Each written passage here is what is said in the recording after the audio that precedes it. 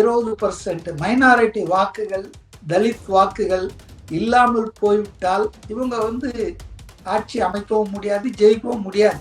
இப்ப அதுக்கு போட்டியா இன்னைக்கு வந்துட்டாருங்க விஜய். அதனாலதான் இவங்க விஜயை கடுமையா தாக்குறாங்க. அதாவது அதிமுக பாஜக அணியை தாக்குவதை காட்டிலும் கடுமையா தாக்குறாங்க.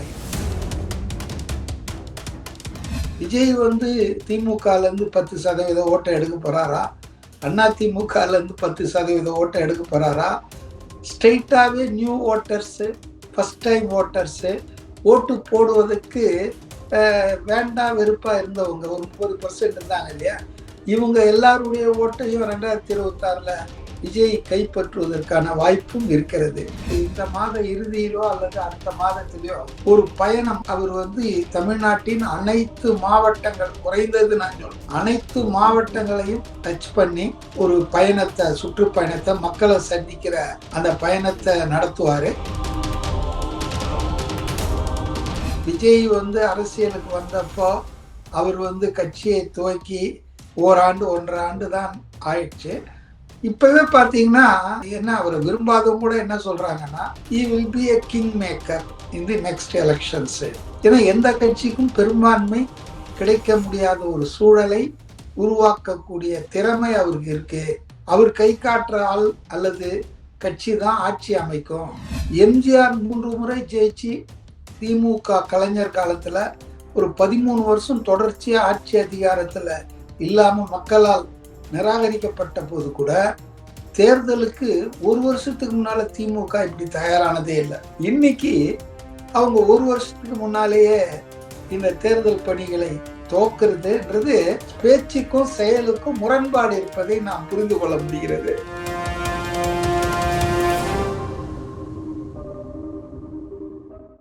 வணக்கம் சார். வணக்கம் சார். நேத்து தமிழக வெற்றி கழகத்தோட தலைவராக இருக்கக்கூடிய திரு விஜய் அவர்களுக்கு 51வது பிறந்த நாள் ரொம்பவே விமர்சனம் கொண்டாடினாங்க. எல்லாருக்குமே என்ன ஒரு விஷயம் அப்படின்னா, அவர் ஆக்டர் விஜயா இருந்து இதுதான் கடைசி பர்த்டேவா இருக்கும் அப்படின்ட்டு தான் எல்லாருமே ரொம்ப எமோஷனலா கொண்டாடினாங்க. ஏன்னா அடுத்த வருஷம் முழுக்க முழுக்க அரசியல் கட்சி தலைவரா மாறிடுறாரு அப்படின்ட்டு. இப்போ அவரோட இந்த பிறந்த நாளுக்கு அப்புறமா தாவேகா நிறைய அடுத்த கட்டத்தை நோக்கி பயணிக்க போறாங்க அப்படின்ட்டு தான் பெருவாரியா சொல்லப்பட்டுச்சு சார். என்ன சார் பிளான் பண்ண போறாரு? அதாவது விஜய் அவர்கள் நேற்று அவருடைய 51வது பிறந்த நாள் என்பது தலைவர் தாவேகா என்ற அடிப்படையில தான் பல அரசியல் கட்சி தலைவர்கள் அவருக்கு வாழ்த்து தெரிவிச்சிருக்காங்க. ஆனா already has become a political leader. நடிகர்லாம் போயாச்சு. ஜனநாயகன் ஷூட்டிங் முடிஞ்ச உடனே அந்த அரிதாரத்தெல்லாம் அவர் கழிச்சு விட்டாரு. ஆனா திமுக நண்பர்கள் சில பேர் இணையத்துல பரப்பிட்டு இருக்காங்க, இல்ல தேர்தல் முடிஞ்ச உடனே திரும்ப நடிக்க போயிடுவாரு, கதை கேட்கிறாரு, மீட் பண்றாரு. ஏன்னா அவங்களுக்கு பயம் அவர் அரசியல்ல நின்றுடக்கூடாதுன்னு. அதனால இப்படி எல்லாம் பல வதந்திகள் கேட்டா. ஆனா நிச்சயமாக விஜய் நான் புரிந்த வரையில அவர் இனி சினிமா துறைக்கு கால் எடுத்து வைக்க மாட்டார், நடிப்பு துறைக்கு. அவருடைய பயணம் இனி முழுமையாக மக்களுக்காக, தமிழ்நாட்டு மக்களின் நலன்களுக்காக, அரசியல் சார்ந்ததான் இருக்கும் அப்படின்றதுதான் என்னுடைய ஆழமான புரிதல். நான் என்ன நினைக்கிறேன்னா, இது ஏதோ அவர் பிறந்த நாளுக்காக காத்துட்டு இருந்தாங்க அப்படிலாம், நல்ல நாளுக்காக இல்லை. அதெல்லாம் ஒன்றும் தப்பான அபிப்பிராயம். அவர் எல்லா வேலையும் செஞ்சுட்டு தான் இருக்காரு. பேக்ரவுண்ட்ல இருந்துட்டு மாவட்ட நிர்வாகிகள், அணி தலைவர்கள், அப்புறம் இன்ஃபேக்ட் எனக்கு இன்னொரு கேள்வி என்னன்னா, ஈவன் இன்டர்வியூ கூட பண்ணிட்டு இருக்காங்க தொகுதிகளுக்கு, வேட்பாளர்களுக்கு அப்படின்னு தகவல் கூட வருது. அநேகமாக அவர் இந்த மாத இறுதியிலோ அல்லது அடுத்த மாதத்திலோ ஒரு பயணம், அது நடைப்பயணமா இருக்குமா அல்லது சுற்றுப்பயணமா இருக்குமான்றது தெரியல உறுதியா. ஆனா நிச்சயமாக அவர் தமிழ்நாட்டின் அனைத்து மாவட்டங்கள், குறைந்தது நான் சொல்றேன், அனைத்து மாவட்டங்களையும் டச் பண்ணி ஒரு பயணத்தை, சுற்றுப்பயணத்தை, மக்களை சந்திக்கிற அந்த பயணத்தை நடத்துவாரு. அது ஒரு 2-3 மாசத்துல முடிஞ்சாச்சுன்னா அதுக்கப்புறம் தமிழ்நாடு அரசியல் உண்மையிலே திசை மாறும். இப்பவே நிறைய மாறிடுச்சுங்க. அதாவது விஜய் அரசியலுக்கு வந்தப்போ அவர் கட்சியை துவக்கி ஓராண்டு 1.5 ஆண்டு தான் ஆயிடுச்சு. இப்பவே பார்த்தீங்கன்னா, அவர் வந்து ஒரு என்ன அவர விரும்பாதவங்க கூட என்ன சொல்றாங்கன்னா, "he will be a king maker in the next elections." ஏன்னா எந்த கட்சிக்கும் பெரும்பான்மை கிடைக்க முடியாத ஒரு சூழலை உருவாக்கக்கூடிய திறமை அவருக்கு இருக்கு. அவர் கை காட்டுற ஆள் அல்லது கட்சி தான் ஆட்சி அமைக்கும். அவரால ஆட்சி அமைக்க முடியலன்னா, அடுத்தது இதுதான் இருக்கும்ன்றாங்க. அவருடைய ரசிகர்கள், அவருடைய வெல் விஷர்ஸ் அவரே தனியா ஆட்சி அமைப்பார். அதுக்கு வாய்ப்பு இருக்கு. இப்பவே அவருக்கு வந்து 20, 25% வாக்குகள் ஆதரவு மக்கள் கிட்ட இருக்கு. இன்னும் அவர் வந்து சுற்றுப்பயணம்லாம் போயிட்டு வந்து மக்களுக்கு அவங்க கோரிக்கைகளை கேட்டு, இவரு அந்த மக்களுக்கான வாக்குறுதிகள் இதெல்லாம் குடுக்க ஆரம்பிச்சாருன்னா, நிச்சயமாக வந்து அவருக்கு வந்து தனியாகவே ஆட்சி அமைக்கிற வாய்ப்பு கிட்டலாம். அவங்க நம்புறாங்க. ஆனா, ஒரு பொதுவான நிலையில இருக்கிறவங்க என்ன சொல்றாங்கன்னா, எது எப்படியோ இன்னும் 10 மாசம் இருக்கு. Anything may happen. கூட்டணிகள் உடையலாம், கலையலாம், மாறலாம், எது வேணாலும் நடக்கலாம். ஆனா, Vijay will be the king maker. அவரு வந்து தமிழ்நாட்டு அரசியல்ல ஒரு தீர்மானிகரமான சக்தியா மாறிட்டாரு ஆல்ரெடி. அப்படின்றத எல்லாரும் பொதுவா இருக்கிறவங்க அட்லீஸ்ட் திமுக ஆதரவு நண்பர்கள், திமுகவுக்கு கூட்டணியில் இருக்கிறவங்கன்னா இந்த உண்மையை மறுக்கலாம். பொதுவான மனுஷன்ற முறையில என்ன பொறுத்தவரையில மாற்றத்துக்கான அறிகுறிகள் நல்லாவே தென்படுது மக்கள் மத்தியில. மக்கள் மாற்றத்தை விரும்புகிறார்கள். அதை வந்து அடுத்த 7-8 மாசத்துல எப்படி செயல்படுத்த போறார் விஜய்ன்றத பொறுத்து அவருடைய வெற்றி பிரம்மாண்டமா இருக்க போகிறதா, ஆட்சியை அமைக்கிற அளவுக்கு இருக்க போகிறதா, அல்லது அவர் யாருக்கு ஆதரவு தெரிவிக்கிறாரோ அவருதான் ஆட்சி அமைக்கக்கூடிய சூழ்நிலை உருவாக போகிறதா என்ற ஒரு நிலைமை தான் இன்னைக்கே இருக்குங்க. இன்னொரு 10 மாசத்துல என்னெல்லாம் மாறப்போகுதுன்னு நமக்கு தெரியாது. ஆனா திமுக வந்து ரொம்ப அச்சத்துல இருக்காங்க. அவங்க வந்து பாத்தீங்கன்னா மதுரையில நடந்த பொதுக்குழுலயே அவங்க வந்து முதல்வர் சொன்னார் இல்லையா, தொகுதி வாரியாக நான் உடன்பிறப்பே வான்னு சொல்லி 1 to 1 அண்ணா அறிவாலயத்தை நடத்துறாங்க இல்லையா. அதெல்லாம் திமுக எப்பவுமே செய்யாத ஒரு விஷயங்கள்ங்க. இது அவங்க அச்சம், அவங்க பயத்தை தான் காட்டுது. ஏன்னா நான் அடிக்கடி சொல்ற விஷயம்தான், எம்ஜிஆர் 3 முறை ஜெயிச்சு திமுக கலைஞர் காலத்துல ஒரு 13 வருஷம் தொடர்ச்சியா ஆட்சி அதிகாரத்துல இல்லாம மக்களால் நிராகரிக்கப்பட்ட போது கூட தேர்தலுக்கு 1 வருஷத்துக்கு முன்னால திமுக இப்படி தயாரானதே இல்லை. ஆனா இன்னைக்கு 200க்கு மேல நாங்க ஜெயிப்போம், 234 நாங்க ஜெயிப்போம். இந்த 2026 மட்டும் இல்ல, 31, 36 எல்லாம் நாங்களே வாய்ச்சவடால் அடிச்சிட்டு இருக்க. இன்னைக்கு அவங்க 1 வருஷத்துக்கு முன்னாலேயே இந்த தேர்தல் பணிகளை துவக்கிறதுன்றது அவங்க பேச்சுக்கும் செயலுக்கும் முரண்பாடு இருப்பதை நாம் புரிந்து கொள்ள முடிகிறது.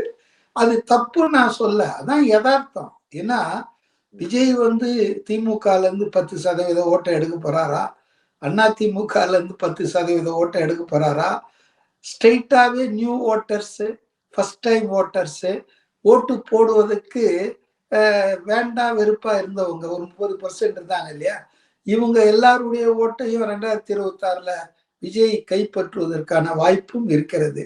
அப்போ பாத்தீங்கன்னு சொன்னா எல்லாருமே எல்லா அரசியல் கட்சிகளும் கொஞ்சம் ஜாகிரதையா தான் இருக்காங்க. நேத்து பாத்தீங்கன்னு சொன்னா வாழ்த்து சொன்ன அரசியல் தலைவர்கள் எல்லாம் பாத்தீங்கன்னு சொன்னா திமுகல சொல்ல, அப்கோர்ஸ் திமுக கூட்டணி கட்சிகள் சொல்ல, மற்றபடி எல்லா அக்ராஸ் தி ஸ்பெக்ட்ரம் எல்லா கட்சிகளும் சொல்லியிருக்காங்க. அதுவே என்ன சாட்சினா, இப்ப எல்லாருக்கும் வந்து விஜய் தேவைப்படுகிறார். விஜயின் ஆதரவு, விஜயினுடைய சப்போர்ட் எல்லா அரசியல் கட்சிகளுக்கும் தேவைப்படுகிறது என்பதுதான் அதை காட்டுறது. சார், இப்போ நேத்து வாழ்த்து சொன்னதுலயே வந்து திரும்ப டிஎம்கே இந்த ஒரு நரேட்டிவ் தூக்கிட்டு வந்து சொல்லிட்டு இருக்காங்க சார். என்ன வந்து சொல்றாங்கன்னா, பெரும்பான்மையா பிஜேபியில இருக்கிறவங்க, அப்கோர்ஸ் எல்லா கட்சியுமே வந்து வாழ்த்து வந்து சொன்னாங்க. பட் பிஜேபியில தமிழிசை சவுந்தரராஜன் வந்து சொன்னதை வந்து வச்சோம், இல்ல மத்தவங்க வந்து சொன்ன அண்ணாமலை சொன்னதெல்லாம் வந்து வச்சோம், இவங்க வந்து பாருங்க இவங்க பி டீமா வந்திருக்காங்க, அதனாலதான் வந்து கரெக்டா பிஜேபி காரங்க மட்டும் இவருக்கு வந்து வாழ்த்து சொல்லிட்டு இருக்காங்க அப்படின்ட்டு ஒரு பூசரம் வந்து போட்டாங்க சார். பட் போன பர்த்டேவோ முந்தின பர்த்டேஸ் எல்லாம் வந்து வரப்போ டிஎம்கேல இருந்தே நிறைய பேர் வந்து வாழ்த்து சொன்னா நம்ம பார்க்க வந்து முடிஞ்சது. ஏன்னா திரும்ப எல்லா விஷயத்திலையும் இந்த அறிவிச்சாரு. இப்போ அரசியலுக்கு ஆமா சார். வந்துட்டாரு, திமுகவை கடுமையா விமர்சனம் பண்றாருன்றதால்தான் அவங்க வாழ்த்து இந்த வாட்டி தெரிவிக்கல. இல்லைன்னா வாழ்த்து தெரிவிப்பாங்க. அவங்கள கண்டிப்பா. பொறுத்தவரையில விஜய் சினிமாவோட இருந்து சினிமாவிலேயே அவர் பயணிப்பதாக இருந்தால் இப்ப கூட அவங்களுக்கு பிரச்சனை இல்லை. திமுக காரங்களுக்கு வாழ்த்து தெரிவிப்பாங்க.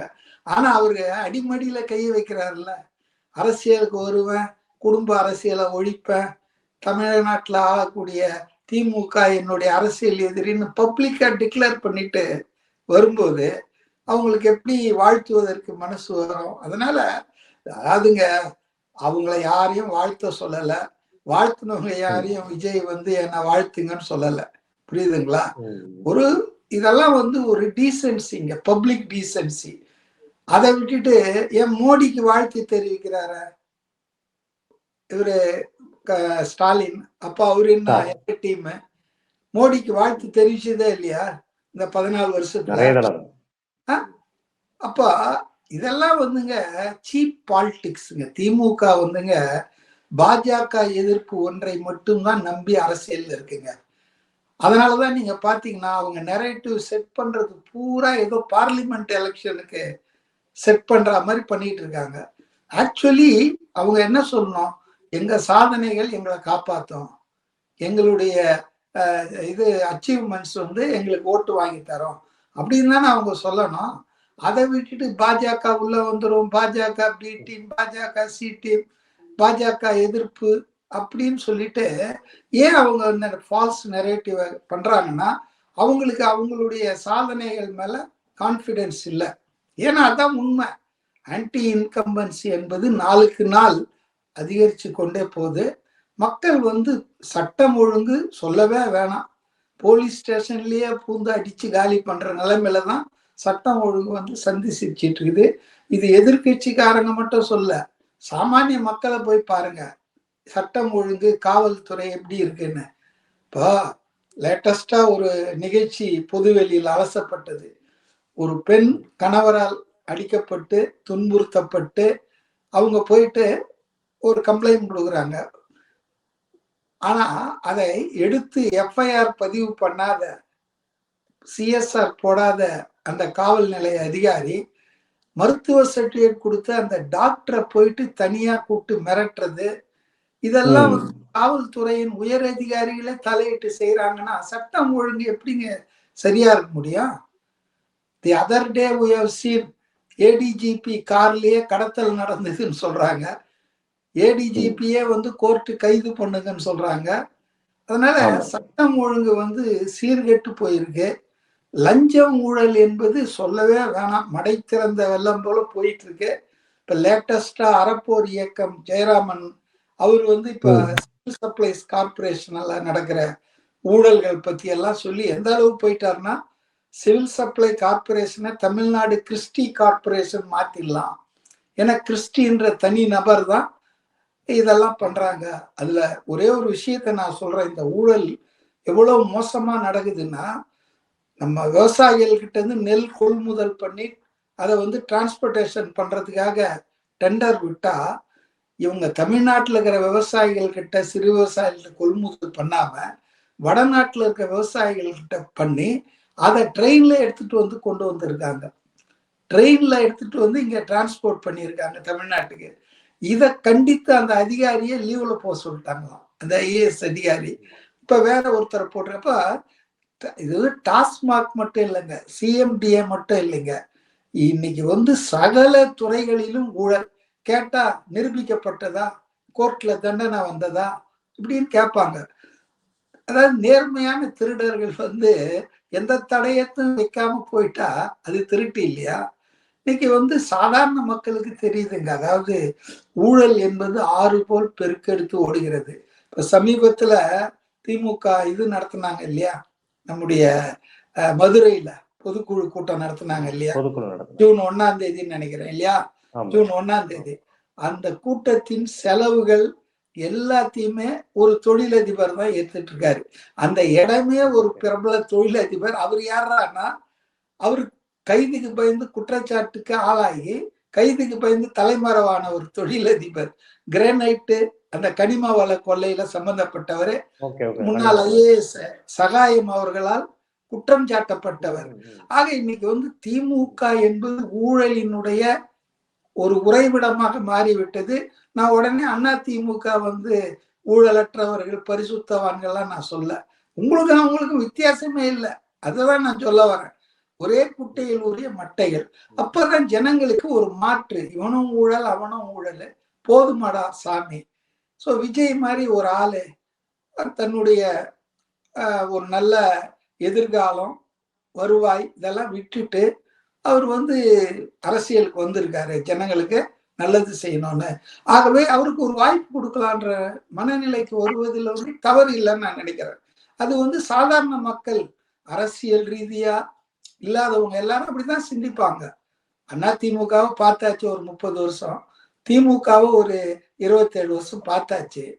அப்ப ஏன் வேற ஒருத்தர் வரட்டுமா? இவங்க என்ன இதுன்னு குடும்ப சொத்தா மாத்தி மாத்தி இவங்களே ஆட்சிக்கு வர்றது, அப்பா தாத்தா பேரன் வந்துட்டு இருக்குது, இதை மன்னர் ஆட்சியா? வரட்டுமா, ஜனநாயகத்துல எல்லாரும் வரணும். நாங்க தான் பாஜகவை உறுதியா எதிர்ப்போம்னு சொல்றதெல்லாம் தவறுங்க. திமுகவின் வாதம் வந்து சொத்தையானது. ஏன்னா திமுக 1999 இருந்து 2003 வரைக்கும் பாஜகவோடு ஒன்றிய அரசுல கூட்டு வச்சிட்டு இருந்தாங்க. வாஜ்பாய் ஆட்சியில 4 திமுகவினர் மந்திரியா இருந்தாங்க. இதை ஏன் சொல்றேன்னா, 2002 உலகமே கண்டிச்ச குஜராத் இனப்படுகொலை, இஸ்லாமிய மக்களை முதலமைச்சர் இருந்த மோடி ஆட்சியின் போது ஆயிரக்கணக்கில் கற்பழிப்பு கொலை நடந்த போது கூட அதை எதிர்த்து இந்த சோகால்டு பாஜக எதிர்ப்பு வீரர்கள் இருக்காங்க இல்லையா, திமுகவினர், அந்த ஆட்சியிலிருந்து வெளியே வரல. கடைசி சொட்டு ரத்தம் இருக்கிற வரைக்கும் ஆட்சி அதிகாரம் வேணும்னு நினைக்கிறவங்க திமுக. அதனால திமுக வந்து நாங்க பாஜகவை எதிர்ப்பதில் நாங்கள் உறுதியானவர்கள். இவங்கதான் சொல்ல போனா தமிழ்நாட்டுக்கு பாஜகவையே அறிமுகப்படுத்தினாங்க. பார்லிமெண்ட் எலெக்ஷன்ல 4 MP ஃபர்ஸ்ட் பாஜக பார்லிமெண்ட்டுக்கு போனது உபயம் திமுக தான். அதனால அவங்களுக்கு வந்து மற்றவங்க பி டீம் சி டீம்லாம் இப்ப கூட நான் சொல்றேங்க, டாஸ்மாக் வழக்குகள்லாம் இப்ப ஏன் ரிவர்ஸ் கியர்ல போகுது? டாஸ்மாக் அதிகாரிகள் ஏன் இப்ப ரிவர்ஸ் கியர்ல போறாங்க?